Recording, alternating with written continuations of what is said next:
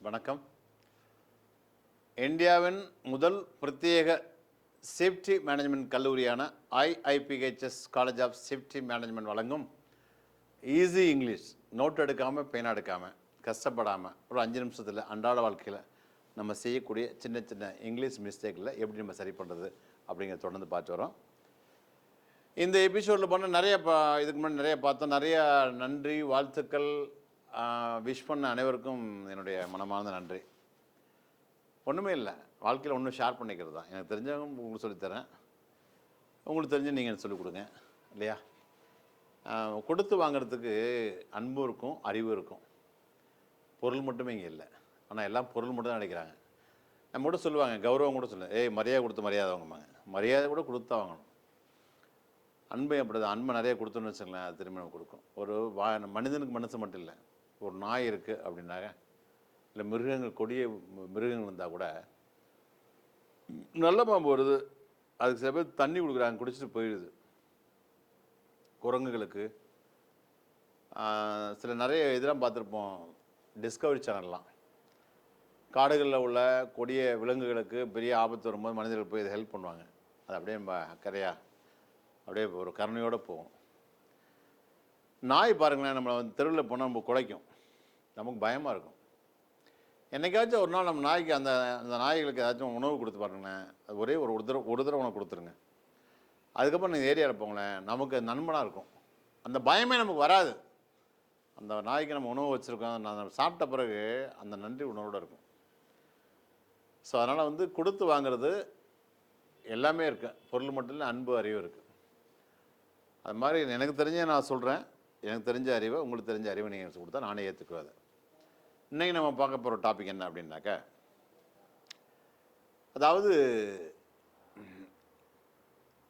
Antonyms என்று சொல்லக்கூடிய எதிர்ச்சொல். இங்கிலீஷில் ஒரு வார்த்தை சொன்னால் அதுக்கு ஆப்போசிட் வேர்டு என்ன, அதுக்கு எதிர்ச்சொல் என்னவாக இருக்கும் அப்படின்னு கேட்டாக்கா, சில பேர் 4 வார்த்தைக்கு சொல்கிறாங்க, 5ஆவது வார்த்தைக்கு கன்ஃபியூஸ் ஆகிடுறாங்க. ஓகேங்களா? ஆனால் நான் சொல்லக்கூடிய இந்த சிச்சுவேஷன் ஹேண்ட்லிங் இங்கிலீஷ், அது என்ன சிச்சுவேஷன் ஹேண்ட்லிங் இங்கிலீஷ் அப்படின்னா, இப்போ நம்ம இட்லி சாப்பிட்டுட்டு இருக்கோம். இட்லிக்கு சிறந்தது சட்னியாக சாம்பாரா அப்படின்னு கேட்டாக்க என்ன சொல்லுவீங்க நீங்கள்? இட்லிக்கு சிறந்தது சட்னியாக சாம்பார், இட்லிக்கு சிறந்தது சாம்பார் தான். அப்புறம் எதுக்கு சட்னி இங்கே வந்துச்சு அப்படின்னா, சாம்பார் வைக்க டைம் ஆகிடும்னு சொல்லி சட்னி வச்சாங்க. ஓகேங்களா? அப்போ கல்யாணம்னு வச்சா ஏன் இட்லி சாம்பார் வைக்கிறாங்க? இப்போ ஹோட்டலில் போகிறீங்க, சாம்பார் இட்லி இருக்குது, ஏன் சட்னி இட்லி இல்லை? சாம்பார் இட்லி தாங்க. சாம்பார் இட்லி என்ன? இட்லியை வச்சு சாம்பாரை ஊற்றினா, இட்லி வச்சு அது மேலே சாம்பார் ஊற்றினா இட்லி சாம்பார், சாம்பார் வச்சு அது மேலே தூக்கி இட்லியை போட்டால் சாம்பார் இட்லி. சிம்பிள். எப்படிலாம் மக்கள் பாருங்கள். அதோட பெரிய விஷயம், இட்லி வச்சுருவாங்க, சாம்பார் பக்கத்தில் வச்சுருவாங்க, நம்மளே எடுத்து ஊற்றிக்கிட்டா அது இட்லி சாம்பார். அவனாக எடுத்து ஊற்றி கொண்டு வந்து வரும்போதே சாம்பாரில் இட்லி தூக்கி மிதக்கூட்டு கொண்டாந்து கொடுத்தா சாம்பார் இட்லி. அதோட விலை பார்த்திங்கன்னா டபுள். மக்களோட சோம்பேறித்தனம் கூட அங்கே காசாக மாறிடுது. சாம்பாரை கூட எடுத்து இட்லியில் ஊற்ற முடியாதா? அதை கூட ஊற்றி தான் கொண்டு வரணுமா? ஸோ இது போல் பார்த்தீங்க அப்படின்னாக்கா, இந்த English, easy English, IIPHS college of safety management வழங்கும் இந்த ஈஸி இங்கிலீஷில் நீங்கள் நான் பார்க்க போகிறது எதிர்ச்சொல். எதிர்ச்சொல்லில் பார்த்தீங்கன்னா, இப்போது ஒரு 4-5 வார்த்தை நான் சொல்கிறேன். சிச்சுவேஷன் ஹேண்ட்லிங் இங்கிலீஷ் என்ன அப்படின்னாக்கா, அந்த சாம்பார் இட்லியை பற்றி சொல்லியிருந்தேன். சாம்பார் வைக்க டைம் ஆச்சுன்னா வீட்டில் சட்னி வைப்பாங்க. சட்னி வைக்க டைம் ஆச்சுன்னா என்ன பண்ணுவாங்க? சட்னிங்கிறது என்ன? துவையல் அரைச்சி அதை கொஞ்சம் டைல்யூட் பண்ணி தண்ணியை ஊற்றி கரைச்சி அதை தாளித்து அதை கொட்டி எடுத்தால் சட்னி. அதுவும் தாளிக்கிற டைம் இல்லை அப்படின்னா அம்மியில் துவையல் அரைச்சி, இல்லை மிக்சியில் அரைச்சி அப்படியே சாப்பிட்டா துவையல். இப்போ துவையல் வைக்கணும் டைம் இல்லை அப்படின்னா இட்லி பொடி. இட்லி பொடி தீர்ந்து போச்சு அப்படின்னா சர்க்கரை எடுத்துகிட்டு சாப்பிடு. சர்க்கரை இல்லைன்னா வெறும் இட்லி தின்ட்டு போ. இட்லி இல்லைன்னா பட்னியை போ. அவ்வளோதான், சிம்பிள். என்ஜாய். சும்மா பொழுது நீங்கள் இங்கிலீஷே பார்த்துட்டு வாழ்க்கையில். எனவே come to the point of. இப்போ பார்த்தீங்க அப்படின்னாக்க உங்களுக்கு எதிர்ச்சொல். அப்போ இட்லி சாம்பார் தானா? சாம்பார்லாம் வேறு எதுவும் சாப்பிட முடியாதா? நம்ம சட்னியாக சாப்பிட்றோம் இல்லையா, அதுவும் சைடிஷ் தானே. சட்னி இல்லையே, துவையலில் சாப்பிட்றோம் இல்லையா, அதுவும் சைடிஷ் தானே. துவையல் இல்லையே, இட்லி பொடி இருக்குல்ல, அதுவும் சைடிஷ் தானே. எத்தனை பேர் இட்லி பொடி கொண்டாந்து கேட்குறாங்க? இட்லி பொடி வை. இட்லி பொடி இல்லையா? கடையில் விற்கிதா இல்லையா? அப்போ ஒரு இட்லிக்கு இவ்வளோ சைடிஷா? சாம்பாரும் சாப்பிடலாம், சட்னியும் சாப்பிடலாம், துவையலும் சாப்பிடலாம், இட்லி பண்ணி சாப்பிடலாம், சக்கரை தொட்டு சாப்பிடலாமா? அதே போல தான் இங்கே எல்லாமே ஒன்றுக்கு ஒன்று இருக்கு, ஒன்றுக்கு இன்னொன்று இருக்கும், ரெண்டு இருக்கும். அப்போ ஒரு வார்த்தை சொல்லும்போது இதுக்கு ஆப்போசிட், இதுக்கு எதிர்ச்சொல் இதுதானா இன்னொன்று இருக்கும். இட்லிக்கு சட்னியோட சாம்பாரோட சட்னி இந்த மாதிரி இன்னொன்று இருக்கும். அது என்ன அதை பார்க்க போகிறோம். ஓகே, இப்போ உதாரணமாக தெரியும் நமக்கு வந்து கண்டினியூ முதல்ல என்னது எதிர்ச்சொல்லுக்கு என்னது? ஆண்டனிம்ஸ். ஆண்டனி இம்ஸ் எதிர்ச்சொல். ஆங்கில வார்த்தையுடைய எதிர்ச்சொல். இப்போ கண்டினியூ அதுக்கு ஆப்போசிட் என்னடான்னு கேட்டா, சார் என்ன சார் டிஸ்கண்டினியூ தெரியாதா எங்களுக்கு? கண்டினியூனா டிஸ்கண்டினியூ இல்லையா? இப்போ கண்டினியூ போடுறாங்க. இதோட ஆப்போசிட் என்ன? டிஸ் போட்டால் ஆயிடுது சார். இந்த டிஸ் போட்டால் டிஸ்கன்டினியூ ஆயிடுது இல்லையா? அதுபோல் பார்த்தீங்கன்னா ரெகுலர். ரெகுலருக்கு ஆப்போசிட் என்ன? சார் என்ன சார் நீங்கள் இர்ரெகுலர் சார். இது புரிஞ்சா கேட்டுட்ருக்கீங்க. ஓகே, அடுத்து 3 லீகல். இதுக்கு என்ன opposite? Sir simple sir, illegal sir.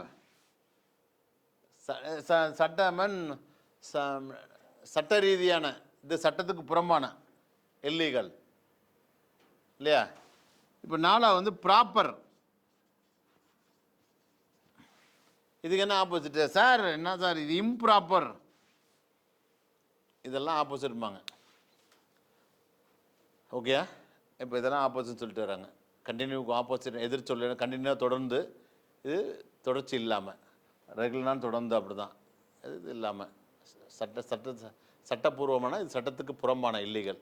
Proper முறையான, இது முறையற்ற. இதெல்லாம் சொல்லி கொடுத்துட்டோம். இந்த மாதிரி இன்னும் 2 கேட்டால் நீங்கள் சொல்லிடுவீங்களா அப்படின்னு நான் 2 கேட்க போகிறேன். நீ கரெக்டாக சொல்லணும். ஓகே, அன்டீசென்ட்டா இன்டீசென்ட்டா அது சொல்லுங்கள்.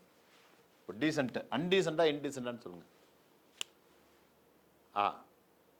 அன்டீசென்ட் உங்கள் மனசில் நினச்சிங்க, அன்டீசென்ட்டா அப்படின்னு நினச்சிங்க, இல்லை இன்டீசென்ட்டா அப்படின்னு நினச்சிங்க. ஓகே, இப்போ என்ன சொல்லலாம்? ரெண்டில் எது ரைட்டு? அன்டீசென்ட் இன்டீசென்ட். அன்டீசென்ட்டா இன்டீசென்ட்டா? சரி, ரைட்டு வந்து என்னக்கு இன்டீசென்ட் தான், அன்டீசென்ட் கிடையாது. என்ன கிடையாது? அன்டீசென்ட் கிடையாது, இன்டீசென்ட் தான். ஓகே, அடுத்தது அதே மாதிரி தான் உங்களுக்கு அன்டீசென்ட் இன்டீசென்ட் என்ன மாதிரி அன்குவாலிஃபைடா இன்குவாலிஃபைடா? அன்குவாலிஃபைடா இன்குவாலிஃபைடா? 2 இது ரைட்டு. கொஞ்சம் யோசனை பண்ணி சொல்லுங்கள். அன்குவாலிஃபைடுன்னு சொல்லலாமா இல்லை இன்குவாலிஃபைடுன்னு சொல்லலாமா? கண்டுபிடிச்சிங்களா? எது ரைட்டு? நீங்களே முடிவு பண்ணீங்க. அன்குவாலிஃபைடு கை தூக்குங்க. ஓகே, இன்குவாலிஃபைடு. அப்போ 2 ஏதாச்சும் ஒன்று ரைட்டாக இருக்கும் இல்லையா? Right, okay, correct. அன்குவாலிஃபைடு யார் சொன்னீங்களோ அதுதான் தப்பு. அப்போ இன்குவாலிஃபைடு அதுவும் தப்பு. அப்போ 2மே தப்பு. அப்போ என்ன உண்மை? டிஸ்குவாலிஃபைடு. புரியுதாப்பா? அன்குவாலிஃபைடு தப்பு, இன்குவாலிஃபைடு தப்பு, டிஸ்குவாலிஃபைடு தான் ரைட்டு. நம்ம மக்கள் எப்படி பதில் சொல்லுவாங்க? 2 ஆப்ஷன் கொடுத்தா 2ல் எது ரைட்னு பார்ப்பாங்க, 3 ஆப்ஷன் கொடுத்தா 3ல் எது திருப்பி பார்ப்பாங்க. ஒருத்தன் கூட கேள்வி சரியானு பார்க்க மாட்டாங்க. 30 ஆப்ஷன் கொடுத்தா 30ல் எதிரா சரியாக இருக்கும் அப்படின்னு வேண்டாம். 30 கொடுக்குறா, முதல்ல கேள்வி என்னடா? கேள்வியே தப்பாக இருக்குடா அப்படின்னு சொல்லணும். நான் ஸ்டூடெண்ட்ஸ் சொல்கிறேன், அப்படி தானே பண்ணுவாங்க.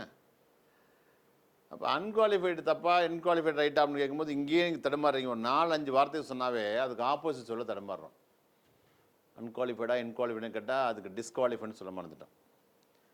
நிறைய பேருக்கு அன்டீசென்ட் இன்டீசென்ட் கன்ஃபியூஸ் ஆகிடுவாங்க இல்லையா? அப்போது 5 வார்த்தையில் நீங்கள் தடுமாறும் போது உங்கள்கிட்ட ஒரு 5000 வார்த்தை கேட்டால் நீங்கள் எப்படி சொல்லுவீங்க இதுதான் ரைட்டுன்னு? இப்போ இதுதான் ரைட்டுன்னு சொல்கிறவளுக்கு ஷார்ட்டாக நீங்கள் எதை பற்றியும் திங்க் பண்ணவே தேவையில்லை.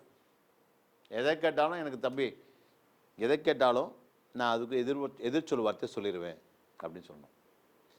இப்போ ஒருத்தர் கேட்குறான், நான் கேட்ட மாதிரி அன்குவாலிஃபைடா இன்குவாலிஃபைடான்னு கேட்குறான். உங்களுக்கு டிஸ்குவாலிஃபைடு தெரியலை. அப்போ என்ன பண்ணால் சிம்பிள் இருக்கவே இருக்குது. The common man mister no அல்லது நாட். அன்குவாலிஃபைடா இன்குவாலிஃபைடா நோ குவாலிஃபைடு எடுத்துக்கங்க. சிம்பிள். ஒரு சந்தேகம் வந்துச்சா இதை டச் பண்ணிங்க, நோ குவாலிஃபைடு. இப்போ கண்டினியூக்கு ஆப்போசிட் டிஸ்கண்டினியூ சொல்ல தெரியலையா, நோ கண்டினியூ. ரெகுலருக்கு ஆப்போசிட் இர்ரெகுலர் சொல்ல தெரியலையா, no regular. Legal no legal.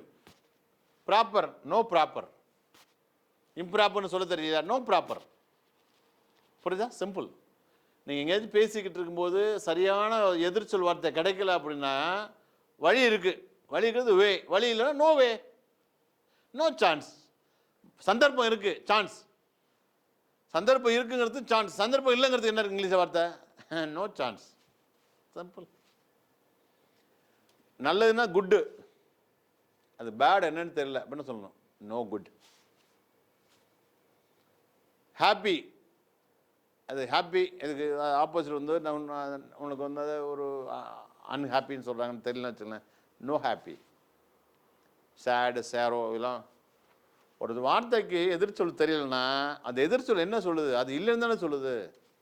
குட்டுனா நல்லது, பேடுனா நல்ல இல்லாதது. அந்த இல்லாதது இங்கே வச்சுங்க.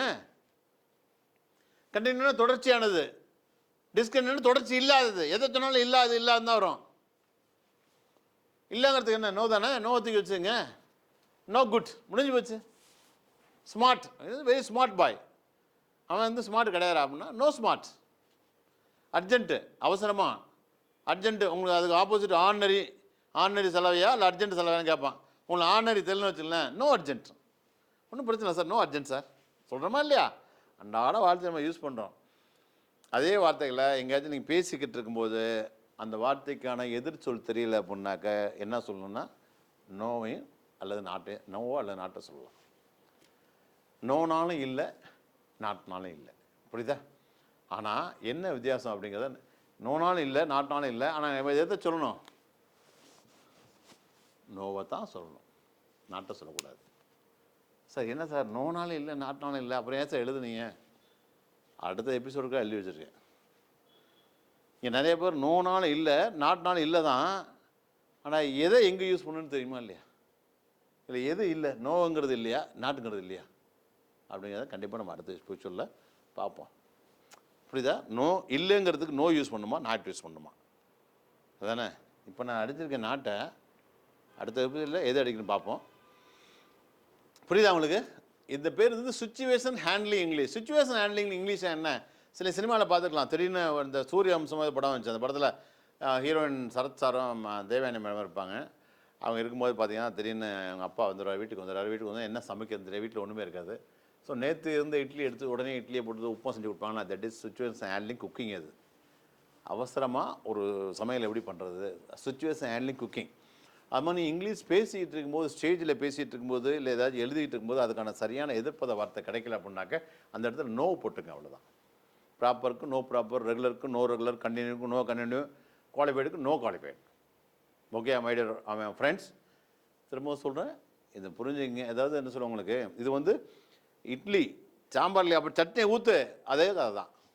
ஏன் இட்லிக்கு சட்னி வச்சு சாப்பிடுவாங்களா, அப்படின்னா சங்கரை பழம் வச்சு சாப்பிடுவாங்க அப்படின்னு கேட்பாங்க இல்லையா? அது மாதிரி இதுதான் உங்களுக்கு. அது இல்லைன்னா மாற்று வழி. ஒரு பைபாஸ், உடம்புலேயே பைபாஸ் சர்ஜரி பண்ணுறான், இந்த இதில் முடியலையே அதை சுவாசிச்சுக்கு அப்படிங்கிற மாதிரி. ஒரு ஊருக்கு போகும்போது இந்த ரோட்டில் வழியிலேயே பைபாஸ் இந்த ரோட்டில் ஏறிப்போம். அதுபோல் வார்த்தைகளுக்கும் பைபாஸ் வேர்ட்ஸ் இருக்குது. அதான் இந்த என்ன சொல்லுங்க, சுச்சுவேஷன் ஹேண்ட்லிங் லிஸ்ட். அதாவது பேசிகிட்டு இருக்கும்போது சரியான வார்த்தை கிடைக்கலனாக்கா அதுக்கு நிகரான வார்த்தை எப்படி போடுறது, அதான் இது. ஓகே, சப்ஸ்கிரைப் பண்ணவங்க உங்களுக்கு நான் தேங்க்ஸ் சொல்லிக்கிறேன். ஏற்கனவே பண்ணிங்கன்னா திரும்பி பண்ணாங்கன்னா என்ன பண்ண, அதுலேருந்து இதாகிடும், ஐ மீன் நோ சப்ஸ்கிரைப் ஆகிறாங்க, வந்து ஆப்போசிட் சொல்லிட்டு பார்த்தீங்களா? ஸோ பண்ணாதவங்க கண்டிப்பாக சப்ஸ்கிரைப் பண்ணுங்கள். எனக்கு சப்ஸ்கிரைப் பண்ணது இல்லை அதை அவங்க இன்னொருத்தவங்க ஷேர் பண்ணுறது, இதை விட முக்கியமானது என்னமா, தெரிஞ்சுக்கிட்ட ஒரு சின்ன சின்ன வார்த்தைங்க நீங்கள் ப்ராக்டிஸ் பண்ணுறது தான். ப்ராக்டிஸ் பண்ணுறது தான் மற்றவங்க டீச் பண்ணணும். ஓகே, அன்றைக்கி சொன்னேன் ஃபீல் வச்சு சொல்லுங்கன்னு ஒரு வார்த்தை சொன்னேன். என்ன சொன்னேன்? ஃபீல் வச்சு. அந்த ஃபீல் சொல்ல சங்கடமாக இருக்குது, சங்கடப்படுறது உணர்வு தானே. இப்போ என்ன சொல்லணும், மறந்துட்டேன் அதை. I feel uneasy. அன்ஈஸி, இந்த அன்ஈஸி ஈஸிக்கு அப்போது uneasy. I feel no easy. நான் சொல்ல சங்கடப்படுறேன். சொல்ல சங்கடப்படுறேன்னு இல்லையா? ஐ ஃபீல் சை, நான் சொல்ல வெக்கப்படுறேன். ஸோ உணர்வுகள்லாம் என்ன சொல்லணும்? ஒரு டாப்பிக்கில் சொன்னேன், எபிசோடு 4 or 5, 6 சொல்லியிருப்பேன். ஐ எம் சாரி சொல்லக்கூடாது, ஐ ஃபீல் சாரி சொல்லணும்னு. அப்போது சொல்ல நான் வெக்கப்படுறேன், I feel shy, I feel uneasy or I feel no easy. சொல்ல சங்கடப்படுறேன், சொல்ல வெக்கப்படுறேன். பார்த்தீங்களா? எதுக்காக சொன்னது? இப்போ அன்ஈஸிங்கிறத நோ ஈஸி போட்டுருக்கேன். அன்ஈஸி தெரிஞ்சால் அன்ஈஸி போட்டுங்க.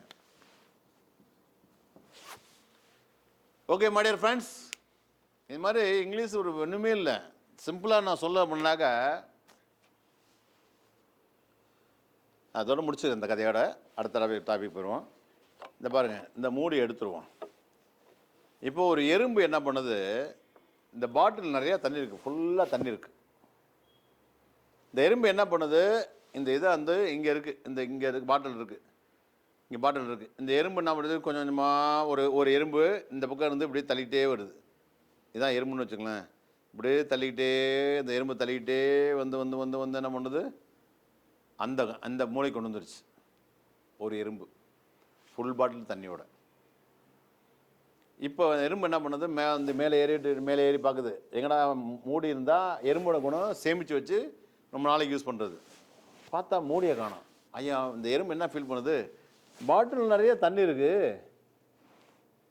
ஆஹா ஒரு 6 மாதம் வச்சு குடிக்கலான்னு பார்த்தா மேலே மூடியில் தண்ணி கெட்டு போயிருமே, என்ன பண்ணுறது அப்படின்னு யோசிக்குது. மேலே ஏறி யோசிக்கும் போது மூடி எங்கே போச்சு அப்படின்னு யோசிக்கும் போது எறும்புக்கு சிந்தனை வருது. இந்த பாட்டில் நம்ம எங்கேருந்து எடுத்துகிட்டு வந்தோமோ அந்த இடத்துல போய் தேடி பார்ப்போமா அப்படி எறும்பு நம்ம உடையாந்து திரும்ப இங்கே வருது. ஓகே, இங்கே வந்து பார்த்தா அந்த மூடி இருக்குது.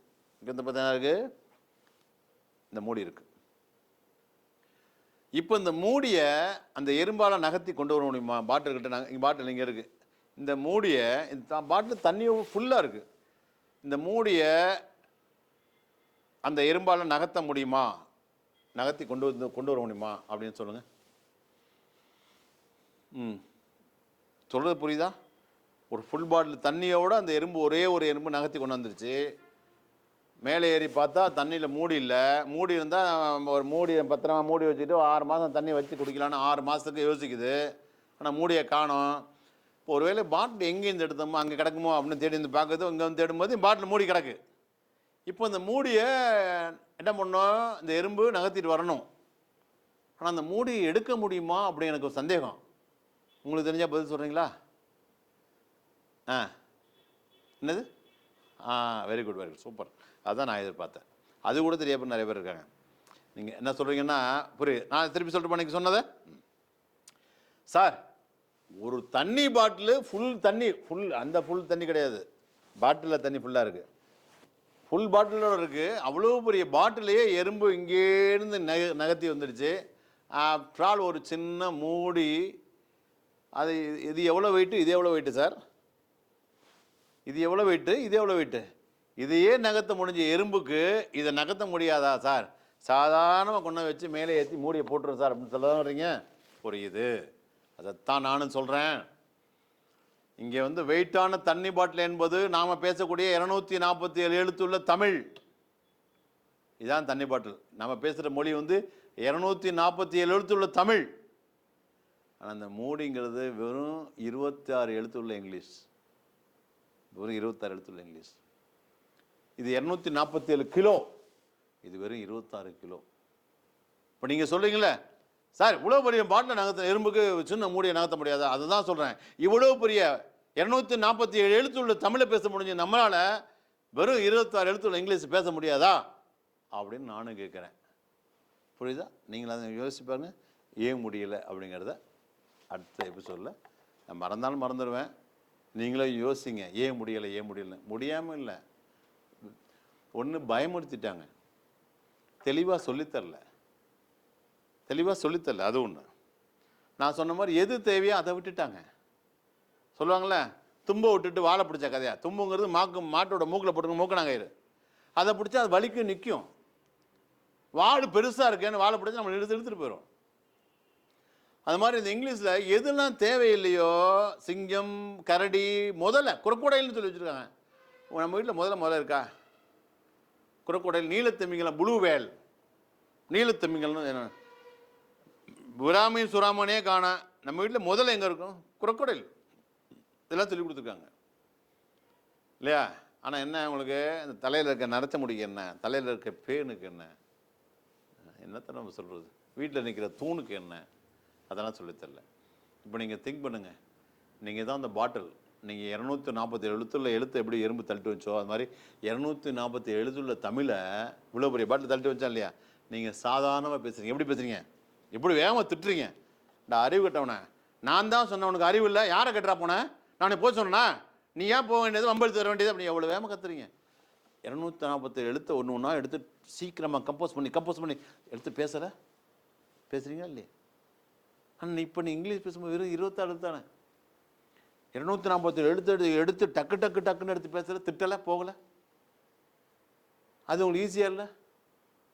ஆளை மூஞ்சி வரும் வந்துட்டாங்க காலங்காத்தானே உயிரை வாங்கன்னு சொல்லலை ஒருத்தன் பேசும்போது.